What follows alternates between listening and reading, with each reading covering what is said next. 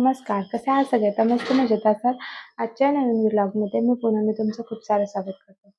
तर मी आज या ब्लॉगमध्ये तुमच्यासोबत माझा प्रेग्नन्सीचा 5वा महिना कसा होता हे शेअर करणार आहे. तर प्रेग्नन्सीचा हा 5वा महिना संपला म्हणजे गेला. तर खूप बेकार होता हा 5वा महिना. म्हणजे उलट्या, मळमळ, जळजळ ह्या गोष्टी जास्त झाल्या माझ्यासोबत आणि झोप, कंबरदुखी ह्या सगळ्या गोष्टी बेकार झाल्या. जेवण म्हणजे जाईत होतं. म्हणजे सकाळी उठल्यापासून दुपारच्या जेवणापर्यंत मी नॉर्मल असायचो. म्हणजे काही त्रास नसायचा. आणि जसं दुपारचं जेवण झालं म्हणजे 4-5 वाजले ना, की असं गरगरायला लागायचं आणि असा एकही दिवस नाही गेला, की मी न उलटी करता झोपलं असेल. कंटिन्यू म्हणजे डेली मी उलट्या केल्यात आणि असं नाही की जेवणानंतर, जेवणाआधी पण करायच्या, कधी-कधी जेवणानंतर पण करायच्या. मग उलटी करायची, मग येऊन जेवायचं.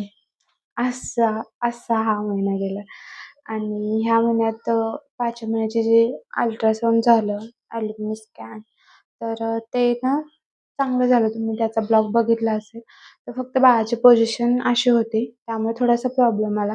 ह्या साईडला किंवा ह्या साईडला डॉक्टरांना चेक करायला लागलं आणि रिपोर्ट वगैरे नॉर्मल होते. टेन्शनचं म्हणजे काही नव्हतं. बाळ आहे ठीक. फक्त ह्या महिन्यात बाळाची मूव्हमेंट मला जास्त फील व्हायला लागली. जी ह्यावेळेला म्हणजे फर्स्ट टाईमच मी फील करायले. प्रेग्नन्सी सेकंड जरी असली तरी फर्स्ट टाईमच आहे. कारण आणायच्या टाईम मला ही फिलिंग कधीच फील नाही झाली. कारण आणि कधी मूव्हमेंट अन्याने केलीच नाही. पुरा थ्रू आउट 9 महिने म्हणजे अन्याने तर पूर्ण 9 महिने वर 10 दिवसांनी घेतले. म्हणजे मला 4 जून डेट दिली होती, तर अन्या 7 जूनला झाले. म्हणजे पूर्ण दिवस तिनं घेतले होते. तरी पण ती पूर्ण थ्रू आउट प्रेग्नन्सी कधीच मूव्ह झाली नाही. मी असं म्हणजे मोबाईल घेऊन बसायचे, व्हिडिओ अजून ठेवलेत, की आता बाळ हलेल, आता बाळ हलेल, पण कधीच नाही हलली. पण ह्यावेळेला म्हणजे काय माहिती 3रा संपायला मला बाळाची मूव्हमेंट जाणवायला लागली. म्हणजे थोडं अलगदच पण असं, असं जाणवायचं. पण आता ह्या 5व्या महिन्यात थोडं आणखी जास्त जाणवायला लागली. तर वेगळीच फीलिंग असते. आणि ह्यावेळेला मी ह्याला पण दाखवलं. मी असंच झोपलो होतो नॉर्मल. मी असं-असा हात केला आणि बाळ बस पटकन मूव्ह झालं. मग ह्याला म्हटलं, की "ये हात ठेव." तर याला पण ते खूप भारी वाटलं. पहिल्यांदा याने पण फील केलं ते. असं-असं केलं ना, बस पटकन मूव्ह झालं. वेगळीच फील असते आणि पण आता काय होतं माहिती आहे काय, आता जास्त मूव्हमेंट व्हायला लागले. पण ना, जेव्हा मी म्हणजे मोबाईल घेतला म्हणजे कॅप्चर करायला, की बाबा हां, मूव्हमेंट कॅप्चर करू.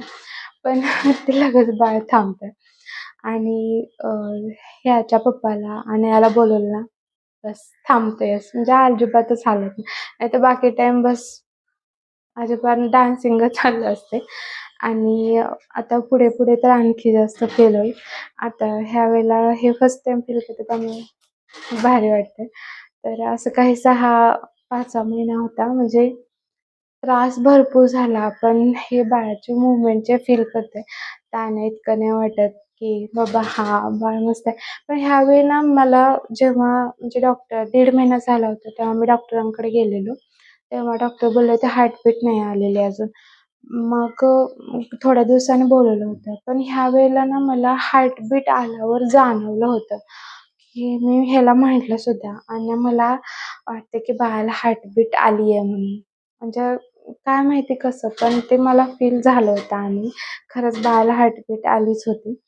आणि त्यानंतर 3रा महिना संपायला मूव्हमेंट चालू झाल्या बाळाच्या. अगदी नकळत व्हायच्या, पण आता त्यात म्हणजे चांगल्या पद्धतीने फील होतायत.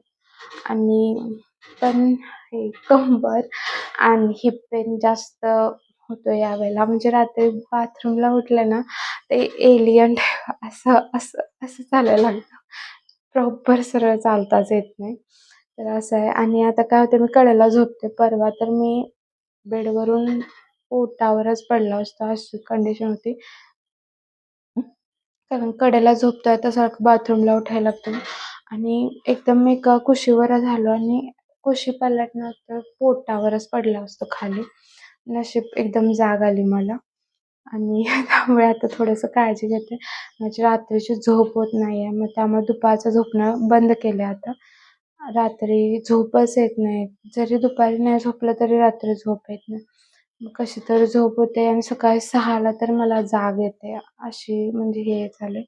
झोप होत नाहीये प्रॉपर आणि जेवण नारळ पाणी तर मी सोडलंयच. कारण मला ना नारळ पाणी पिल्यावर चक्कर यायला लागली.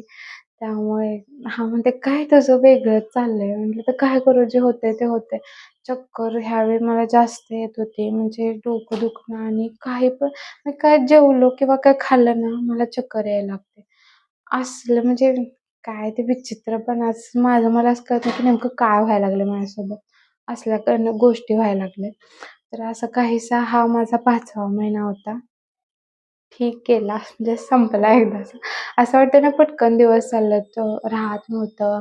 राहिलं आता 5 महिने पूर्ण झाले आणि 2-3 महिने मग काय माझे हालच हाल आणखी जास्त. तर बघू आता काय होतं आणि काय कसं होतं. बस मी तर देवाला एवढीच प्रार्थना करते, की बस मी अशी जावावी आत आणि अशी बाहेर यावी. लगेच म्हणजे नॉर्मल पटकन बाळ यावं बाहेर. त्याचंच टेन्शन आहे.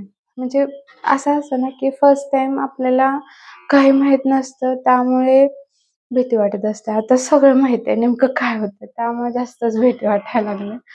तर चला बघू काय होतं. तर असं काहीसा होता हा माझा 5वा महिना. तुम्ही पण जर प्रेग्नंट असाल तर तुमचा कोणता महिना चालू आहे? तुमच्यासोबत आता काय होतंय? तर हे नक्की मला कमेंट करा. आणि मी हे ब्लॉग ह्यासाठी बनवते, की उद्या मला पण ह्या गोष्टी पुन्हा रिकॉल करायच्या असतील, तर मी ब्लॉग बघून माझ्या आठवणी ताज्या होतील. कारण फर्स्ट टाईम तर मी ह्या गोष्टी केल्या नाहीत, पण आता सेकंड टाईमच्या तरी मेमोरीज मी कॅप्चर करेन.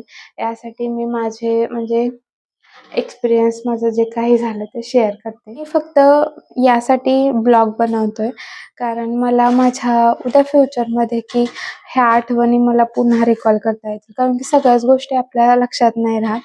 त्यामुळे फर्स्ट प्रेग्नन्सीमध्ये तर मी ह्या गोष्टी कॅप्चर नाही केल्या, म्हणजे एक्सपिरियन्स नाही शेअर केले. पण ह्यावेळी तरी करावं. माझ्याकडे फोटोज, व्हिडिओज भरपूर आहेत फर्स्ट प्रेग्नन्सीचे, पण काय-काय झालं ते आता थोडंफार आठवत नाही. थोडं आठवतं, थोडं आठवत नाही. ह्यावेळेला तरी म्हणजे आहे आणि ह्यावेळेला मूव्हमेंट बाळाची फील होते आणि थ्रूआउट प्रेग्नन्सी हलली नव्हती. त्यामुळे हा वेगळा एक्सपिरियन्स मला फर्स्ट टाईम येतोय. तर त्यामुळे खूप भारी वाटतंय हे बाळाची मूव्हमेंट. बघू आता कारण की मी म्हणते कॅप्चर करायचं पण मोबाईल घेतला ना बाळ हालतच नाही. बघू कधीतरी हालेलच. तर असं काहीसा होता हा माझा 5वा महिना. तुम्हाला हा व्लॉग कसा वाटला नक्की सांगा. काळजी घ्या सगळे.